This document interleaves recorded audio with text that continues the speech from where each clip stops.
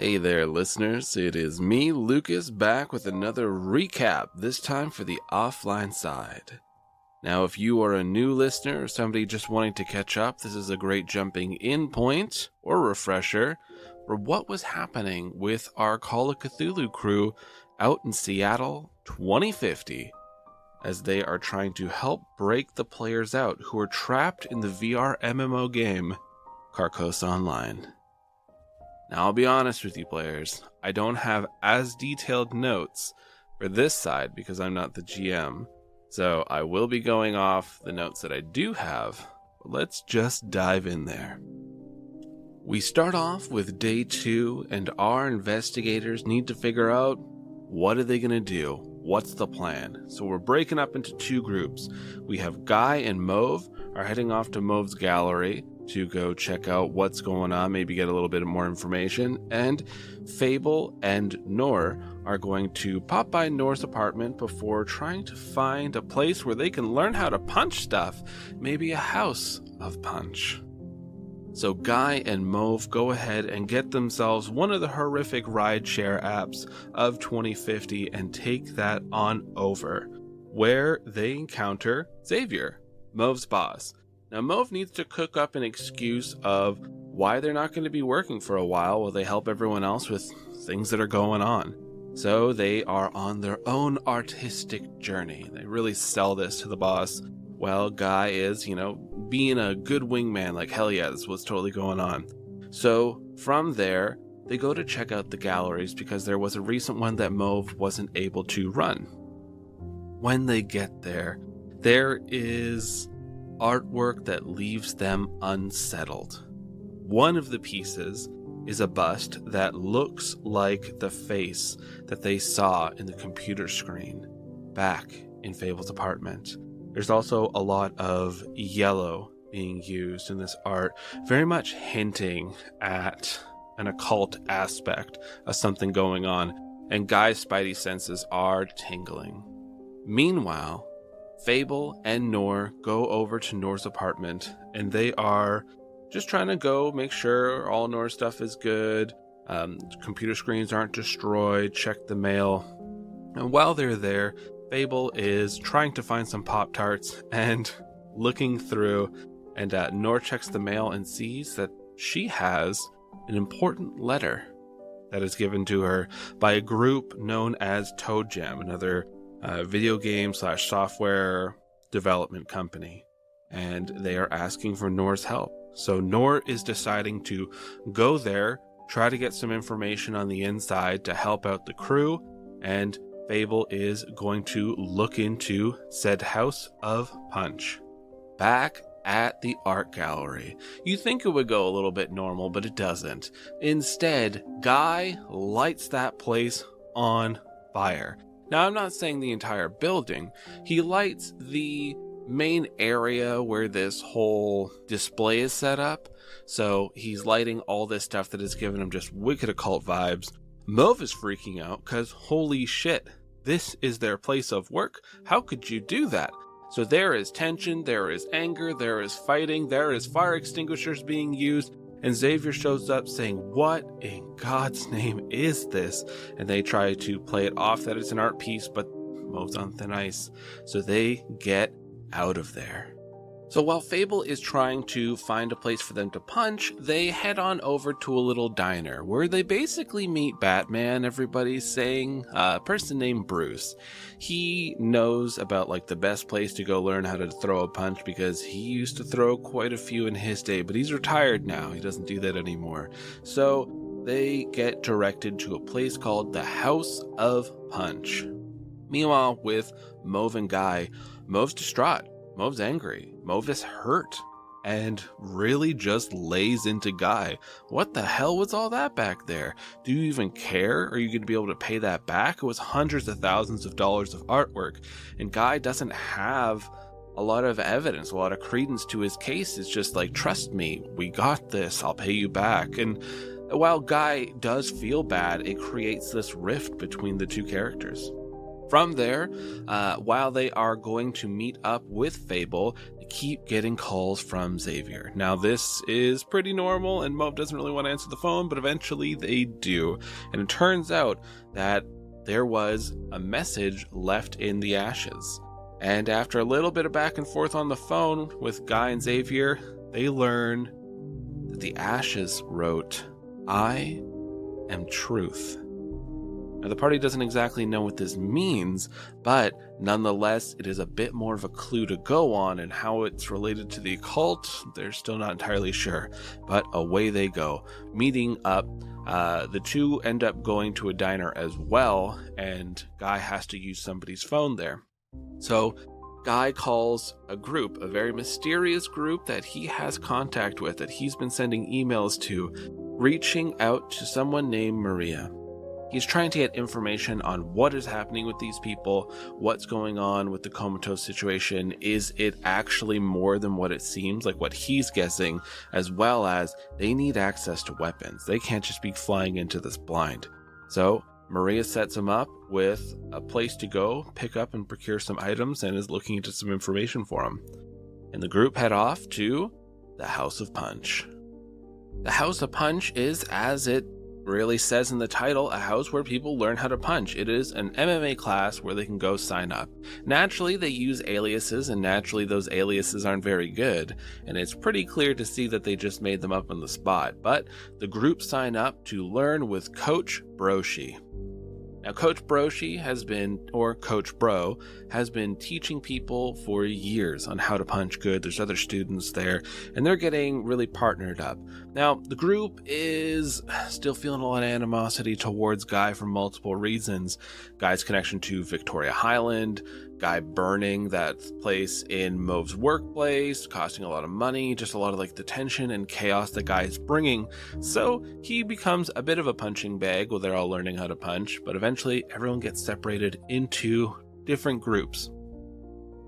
They're learning, they're improving their skills of self-defense and offense, and then the lights go out. They are panicking a bit, trying to turn the lights back on. What the hell is happening? When somebody comes up to Guy and says that they need to stop what they're doing. They need to stop looking into all this, because it's not going to be good. They're going to get some pushback. People are getting angry. And this just excites Guy to want to do this more, really push back against them. There is a bit of a fight, but the individual manages to get away before the lights are turned back on. So now the group has more questions, but they have a bit of a lead, right? This occult business, the more that they're sniffing around it, the more that they're encountering it, the more things are happening to them, and the more people are interacting with them. They need information. So off to Mauve's apartment they go, because Mauve is actually a person who likes to dabble in the occult and research it. Heading on over to Mauve's apartment, the group looks through the large books that Mauve has. They're starting to learn more about Haster, this king in yellow that was described by Nisla, aka Ryan, back in the online game when she reached out to Fable, as the individual who is in the sky proclaiming that all were to die in the game unless they make it to floor 15. So they're pouring through these, and they're learning that Haster is something of a world eater. Not so much like a consumer in the sense of a creature consuming something and eating it, but more like constantly bringing things into his domain and then lording over it, right? Just like absorbing it into his realm. So the group is a little worried about this, but then Fable gets a message that their mom is at the airport waiting for them. So Fable leaves these two to do a little bit more research and goes to get her mom, Zia. They meet up at the airport. Life is good. They're just kind of chatting, having a nice little heart-to-heart when Fable really just lays it out. Not necessarily all the occult business, but definitely Ryan being trapped in this game, how it's dangerous, how they don't know how to take care of Ryan in this situation, and it seems too dangerous to take her to a hospital. Now, Fable's mom, who is a nurse, is a little worried and concerned, but says, hey, you know what? I've always supported you. I'm here for you. Let's do this thing. Fable brings Sia over to Gil's apartment where Ryan is. Guy and Mauve head there as well, and they all start discussing things. Sia tends to Ryan, hooking up Ivy, all that kind of good stuff, making sure that she is taken care of, while the others are discussing just what the hell to do next. They're worried that the video game itself is some large sacrificial ritual, because if this is the case, that's 12,000 potential sacrifices, and these people are all tied into the concept of Carcosa Online, which could be linked then further to Carcosa. If this was some sort of ritual to summon Hastur or open up Earth, they're pretty boned, because how do they get these players out without all of them getting butchered in these dungeons? So the group has even better idea of what they need to be researching. They need to figure out more about this Hastur guy, and they are going to need some protection if they're going to be dealing with anybody linked to some crazed cult. So once again, the group is splitting up, because in Call of Cthulhu, you do split the party. That's how you play the game. Congratulations, you're all doing great. So we have Mauve heading off to the library to go see if they can go find really anything related to the occult that would help with this. And Fable and Guy are off to Guy's secret contact to go get themselves some weapons. Mauve heads on over to the Seattle Public Library, one of these very large ones, and is greeted by this very creepy older woman. She seems to know a bit more than she lets on, and very much has that creepy, giggly sort of air about her, almost like you're dealing with a witch who's about to cast a spell on you. But Mauve does eventually renew their library card and get led to the occult section, which is very odd because it is in a deep basement, having to travel down these unmarked stairs into this room that feels more like a storage area rather than a part of the library. But they're left to their own devices, and they begin to pick through the books. Guy and Fable, on the other hand, are off to the secret place, which turns out to be an Italian restaurant.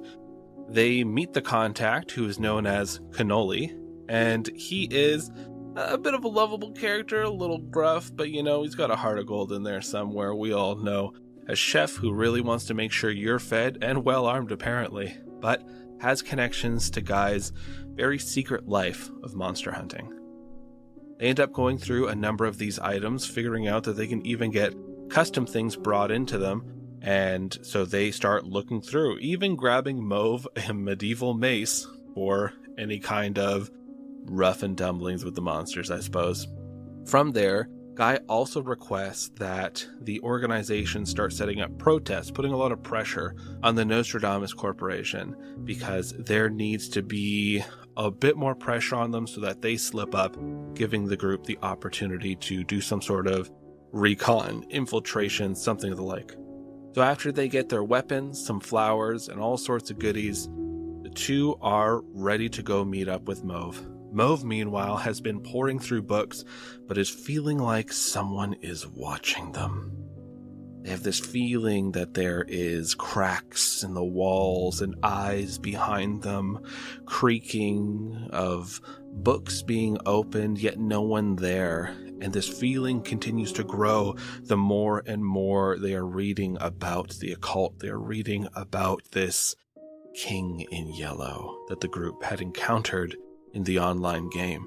Now, is it just that the developers had placed it in there? Is this actually something to do with the occult? Are the group just sort of spiraling into this madness, creating their own mythos, even though this is simply a video game that people are locked into? Who's to say? But whatever it is, the closer and closer the group seem to get with their investigations, the weirder and weirder this world becomes. Meanwhile, Guy and Fable are walking back to Gail's apartment when who do they encounter but Victoria Hyland, who has been following a couple of dang slugs that Guy had given her back at the Mopop Museum. She looks annoyed, moving at a slug's pace, and looks up to see Guy. Now there is tension, and Fable knows that there is a history between Guy and Victoria and is trying to stay out of it, and eventually it is decided that Guy and Victoria will go back to Guy's storage locker where he lives, and Fable will head back onto the apartment. When Guy and Victoria arrive, they go inside, and Victoria sees Guy's very Spartan living, and they start talking about everything. About how Nostradamus Corporation is responsible for this. What does Victoria know? What are the occult elements behind all of this? And Victoria is really keeping a lot of cards close to her chest. Not only is there this tension and animosity between two people who used to be so very close, and there is that pain of separation, but there is this anger Guy has towards Victoria for working for a group like Nostradamus, and Victoria's anger towards Guy for leaving her and Derek when he went off to go do his monster hunting. The conversation ends with Victoria agreeing to send Guy information that she comes across that'll be useful to their group, and Guy, being Guy, locks her in his locker and heads on out while she is angrily banging on the sides and calling for somebody to break her out. Meanwhile, Mauve is back at the library and just decides to check out these books. Enough reading while here, because it feels like the longer they stay here, the worse it's going to get. So they go back to the creepy old lady, who might just genuinely be an old lady, but there is something up with her. She seems to know a bit too much about the occult, a bit too excited, and Mauve checks out the books and heads back to Gail's apartment. As Fable is heading back, they decide to call Mauve on the phone, and Mauve answers, learning all about this secret meetup of Guy and Victoria. They decide, since Victoria is indisposed at the moment and it's getting later in the day, it is the perfect time to do the heist, to break into Victoria Highlands place, and Mauve is all in. So they quickly hang up on Fable, and people are going to meet up. Fable heads to a park to feed some ducks and hang out and just sort of chill. Meanwhile, Mauve goes and starts collecting some masks, or whatever kind of heist thing is going to happen. Mauve grabs a warthog mask, a unicorn mask, and while Mauve is looking around, they see a mask that looks strangely like this strange creature that has been following them and showing up at different places. And so Mauve grabs that mask as well. They meet up in the park with Fable and start discussing what the plan is to break into Victoria Highlands, when Fable stops and says, "Hey, are you all in? Like, why are you all in? Like, what's going on here?" Because everyone has a pretty serious motive. Nor feels responsible, having worked on this technology. Guy clearly has a lot of strings pulling him in, and of course Fable has Ryan, who is trapped within the game. And Mauve says that they simply want to help because it's the right thing to do, because it is something that they feel compelled to do and pulled towards. They are a person that is not of the mundane, but of greatness, and they wish to help. And that really helps create a bond of solidarity, and they start planning the heist. So Fable is going to be breaking in, and Mauve is going to be creating a distraction. Meanwhile, Guy has decided to pop on by a bar and is sitting down, looking around to see if he can find any Nostradamus workers. He specifically chose a bar that was close to the company headquarters, just so that there'd be any stragglers that might come in here for a drink after being very stressed out with everything going on. And lo and behold, he does find one. He sits down by them, pretending to be buddy-buddy for a bit, and then jumps on them and just starts beating the hell out of them while screaming, "My son is trapped in that game. My son is in there, and this is your fault." And during all the kerfuffle, Guy steals a keycard to get into the Nostradamus headquarters and heads out of the bar to go back to Gale's. As Mauve and Fable pull up to the very fancy high-rise that Victoria and Derek live in, they decide they need a distraction. So Mauve puts on the warthog mask and heads on out and performs live theater. And it is compelling. It is based in environmental awareness. It is drawing a crowd. And people are going to check it out saying, "What the hell is going on outside of my apartment building?" And even one of the crowd joins in, taking the unicorn mask. And it's very, very good. Everybody is lost in this art piece, and Fable uses the confusion to steal someone's wallet who is coming out of the apartment building to use their keycard to go upstairs. Fable heads into the washroom inside the high-rise and then starts going through the wallet. And while they find the key card to this individual, they then feel that there is another presence in the washroom with them. They stand on the toilet to make it seem like nobody's here in the stall, but when they turn around, there is a being that is far larger than any Fable has encountered. They tower above this pallid white mask staring at them, and they hear this voice crackling as though over a broken radio with the fluorescent lights flickering overhead. "Greetings, I am Truth." Fable nopes out of this situation pretty quick and ducks into that stall, not wanting to deal with this creature, and eventually it does go away. The lights stop flickering, the temperature changes back to normal, and Fable takes the card and goes on up the elevator, dealing with the doorman, lying about a surprise birthday party, and away they go. Meanwhile, outside, Mauve is putting on this performance of a lifetime, and security shows up in their little security golf cart saying, "Hey, you can't do this here." And Mauve is like, "Screw you, buddy. I'm putting on this performance." And the other rando's like, "I'm all in." And they just keep screaming about how they were horny and the horns were taken away. And it is just gathering a crowd, right? A perfect distraction. And I think Mauve kind of loses themselves in the fact that it was a distraction and is then all in as it being an art piece. Meanwhile, Guy makes it back to Gail's apartment. Gail's been cooking up quite the lovely scrumptious dinner for everyone, but nobody's here because they're out doing crime. So Guy says, "Don't worry about it. We'll have a dinner here. Don't worry." So Gail, who's been stressing, Fable's mom, who's been stressing, Ryan, who's been unconscious and trapped inside a VR MMO, it's just all having this dinner.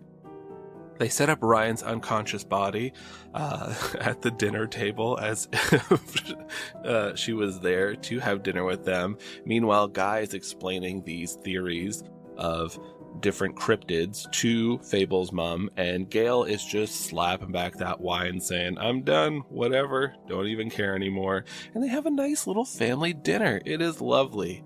Back to the heist. Fable is going up there, trying to avoid all these cameras, has all the fancy gadgets and gizmos, and then Fable's greatest weakness appears.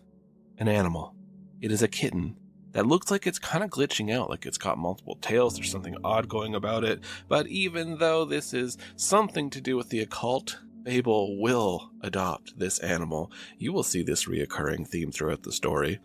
So Fable goes, grabs this kitten, makes it to Victoria's apartment door, and starts trying to open that lock, but fumbles, messes it up bad, and suddenly the door handle is turning. Fable's got to think fast, so they start going as if they were in the middle of a knock, and the door opens up, and who is it? Roger. That's right, it is Derek's nurse, Roger, who is surprised to see Fable, who is standing there with a kitten, and Fable goes, "Is this your kitten? I'm going around to door to see whose kitten this is, because it's been wandering the halls."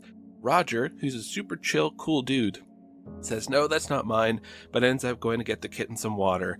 And during this time, Fable's like thinking up a plan. Okay, when Roger leaves, then I'll break in. So Roger heads on out. Fable breaks on in, successful this time, taking the kitten along for the ride, because why not? And Fable starts looking around this place, seeing that Victoria's apartment is kind of what they expected, but also kind of not. There is stuff that clearly a young person is living here. There is a room that has college brochures, that has a box for Carcosa Online, that has a lot of video games, anime stuff, all that kind of typical Akihiko weeb stuff is all there. And also the very clinical, just weird space of Victoria Highlands. Fable finds a locked door and can't get it open properly, so says, "To hell with this," breaks it open with the crowbar, leaves a little post-it note saying that, like Guy was here or whatever, like a little smiley face, and goes, grabs a bunch of stuff from Victoria's personal office, and then gets the hell out of there. Mauve is outside, wrapping up this play, just gathering so many people, but realizing they cannot make this keep going forever because environmental awareness can only grab people's attention for so long. So, thankfully, Fable gets out of there. Mauve's able to stop the play. They're getting the hell back to Gale's. and Guy has wrapped up the dinner. Alright, so that's kind of my abridged of what's been going on with the offline. Lucas, this recap has seemed a little chaotic, a little hectic. I've had to record this in like 4 different pieces because work and life and everything has been so crazy that every single time I go to record this, I can get like 5 minutes done and then I gotta stop and come back like 4 or 5 days later. That's why this recap took so long, even though it's only around like 20 minutes or so.